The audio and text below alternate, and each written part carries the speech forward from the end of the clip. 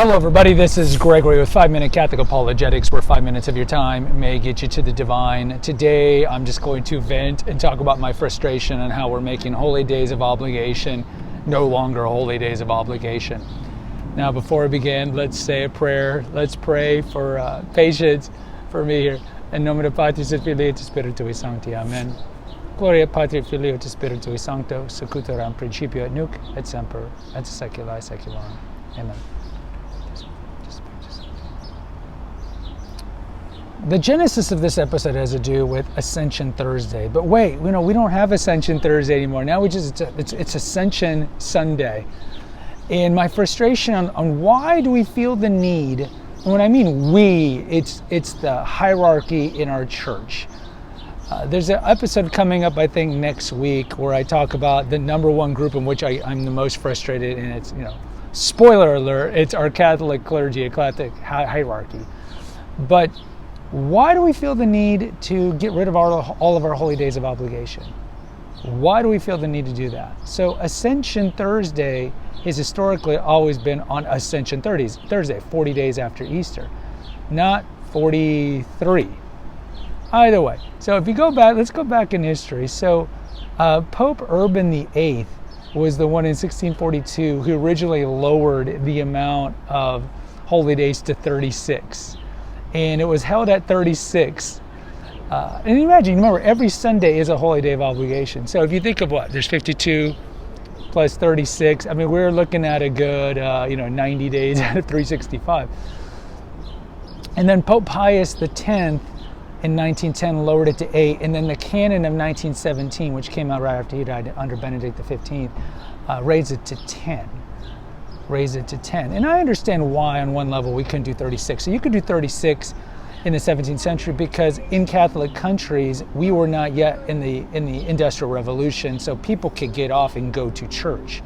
Where most people were agricultural, they had a farm and so forth, and a village would shut down for mass. So that was not a problem. I understand by 1911 we're in the throes of all the tumult of the Industrial Revolution and all of its byproducts, and you saw Rerum Novarum, that great encyclical by this time, and so forth. So you saw all the kind of the excesses of capitalism, and then with communism and so forth coming as well as a response to it.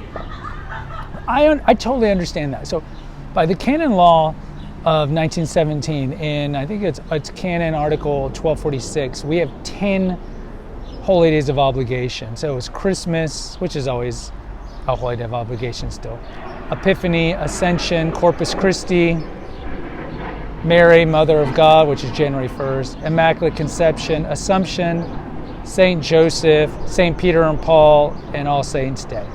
Now, in America, historically, Saint Joseph and Saint Peter and Paul were never really celebrated. And so that was not necessarily a holy day of obligation. And like the USCCB kind of is the one that has the determining factor of what's a holy day and what's not a holy day. And in 1998, with the Vatican approval, of course, they said that a lot of these holidays, that if they fell on a Saturday or a Monday on a given calendar, that could be moved to Sunday. Like, for example, let's say January 1st, the Solemnity of Mary, falls on a Saturday. They were like, okay, it's expecting people too much to go to back-to-back masses. Heaven forbid we go to back-to-back masses, back-to-back days of masses. So like, if it falls on a Saturday and if it falls on a Monday, okay, we'll just move it into the Sunday. Also in America, Corpus Christi, which is in June, has been moved into a Sunday, and a couple other ones. I remember being in Spain on the Feast of Corpus Christi, and it was beautiful. They still do the processions and so forth over there. But with Ascension, so in 1998, they also made the decision that a province, like a region of a diocese, could determine whether or not to move any holy day of obligation to a Sunday. So for today, or I said this episode's coming out the day after Ascension. So where I live, in a large majority of where you guys live, Ascension has been moved to Sunday as a decision for our ranking clergy. And I think this is a colossal mistake. Now, I belong to the ordinary of the Chair of St. Peter. They're still saying it's a holy day of obligation, and so we go to church on Thursday. I remember earlier this year there was a holiday, maybe it was Christmas, I can't remember which day it was. I guess I should have looked it up before I did this episode, where a holiday did fall on Saturday, and they were like, yeah, you got to go on Sunday. I'm like, okay, we're going on Sunday. Look, have high expectations for people. It's like with schooling. If we're going to teach the lowest common denominator, kids are not going to be motivated to try harder if we keep lowering the bar. And I get it. They're like, well, people are working on Thursday, and we don't want people to miss Mass and then lapse into a mortal sin, because it is a mortal sin to miss a holy day of obligation, or it's a grave sin, as they say. But how about this? Let's just have a bunch of masses that are conducive to people at work. So let's, instead of having your one mass at noon, have a 6 a.m., have a 7 a.m., have an 8 a.m., and then have a 5 and a 6. Oh, but Gregory, you're expecting too much for a priest. Go to the episode, the two most important things I expect from a priest: orthodoxy and dispensing sacraments. How many holy days of obligation do we have in a given year? 6 or 7 that don't fall on a Sunday. I think you can step it up and do 5 masses on one given day.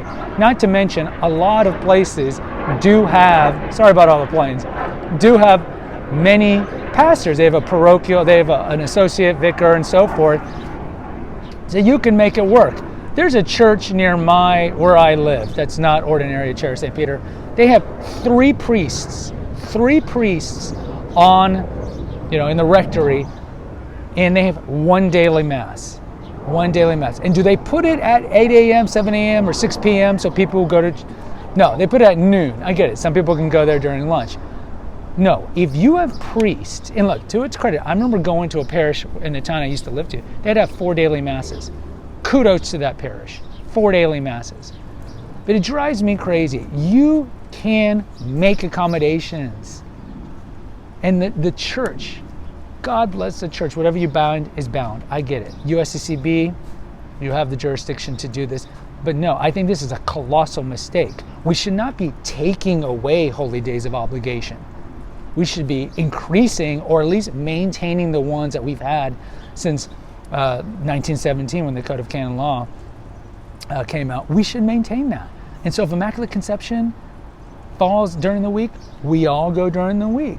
Just how about this? Instead of watering down and saying, now let's just move it to Sunday, how about you send a directive to the priest and go, hey, priest, on this day, let's do a 6 a.m., let's do a 7 a.m., let's do a 5 p.m., let's do a 6 p.m., let's get people to church to receive the sacrament. And if you're not in a state of grace, all right, take the blessing. But to get the graces that come from the holy sacrifice of the Mass, let's step up. Instead of going down, just let's just move it to Sunday. Because what are we essentially saying? These feasts aren't important. Yeah, they're not important. Ascension, Christ going to heaven, yeah. Assumption, Immaculate Conception, What's next? Easter, Christmas, Sunday obligation, yeah, these aren't important. We're just slouching. We should be motivating, stepping up, having high standards, because when the clergy sets high standards, people will respond. And when you set low standards, people will respond accordingly. So this is my frustration. Bring back Ascension Thursday to Ascension Thursday. Guys, post in the comments. Let me know if you agree, disagree, share with others, hit the notification button so these episodes come fresh to you. Take care. God bless and pray.